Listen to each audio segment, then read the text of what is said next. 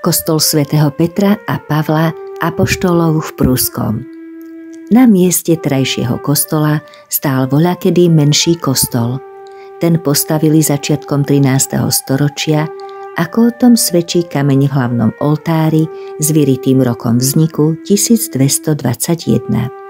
Pretože časom nestačil pre potreby tejto veľkej farnosti, kostol v roku 1769 zmúrali až po múry svätyne, ktoré tvoria kaplnku terajšieho kostola.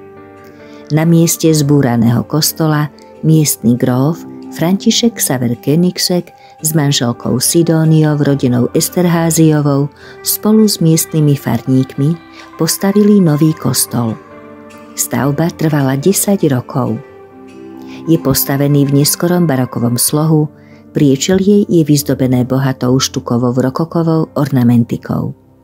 Kostol sa vyznačuje ojedinele vzácnou jednotnou architektúrou, ako zvnútra, tak i zvonku. V roku 1880 bol kostol zreštaurovaný pri príležitosti storočnice tohto chrámu. Hlavný oltárny obraz vyobrazuje svätého Petra a Pavla apoštolov, patrónov kostola. Ľavý bočný oltár je zasvetený svätému Joachimovi a Anne, rodičom Panny Márie. Obraz nad týmto oltárom predstavuje Šimona Štoka, ktorý prijíma škapuliar od Panny Márie. Pravý bočný oltár je zasvetený svätému Jánovi Nepomuckému, autorom je Jozef Zanussi. Sochy predstavujú svätého Augustína a svätého Karola Boromejského. Tento oltár dal na vlastné náklady vybudovať vtedajší farár Anton Datel, neskorší nitriansky biskup.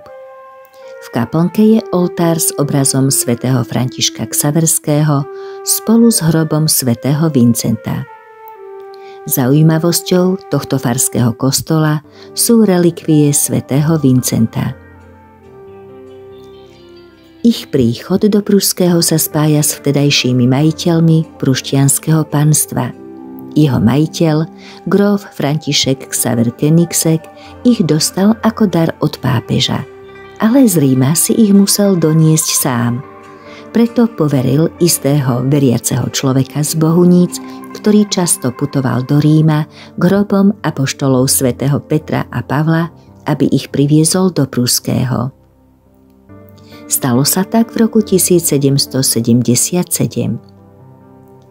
Grof bol veľmi prekvapený, keď sa dozvedel, že relikvie sú už pri mestečku a vezú ich na jednoduchom rebrinovom voze.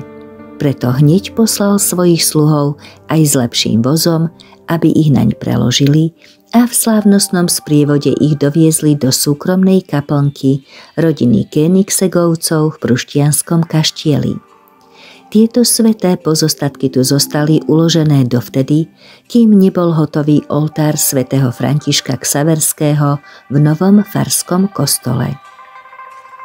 Tieto ostatky sa tešia veľkej úcte a záujmu až do dnešných dní.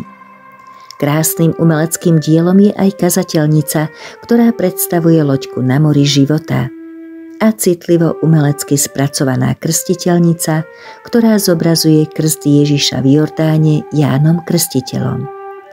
Veľmi hodnotným je aj pôvodný barokový orgán so skriňou, ktorý zhotovil známy slovenský organár Juraj Pažický z Rajca.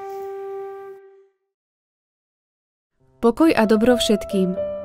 Slovenský dohovor za rodinu vás srdečne pozýva, aby ste spolu s nami oslávili sviatok nepoškvrneného počatia preblahoslavenej Panny Márie, a to v piatok 8.12. vo farskom kostole svätého Petra a Pavla v Pruskom pri Ilave.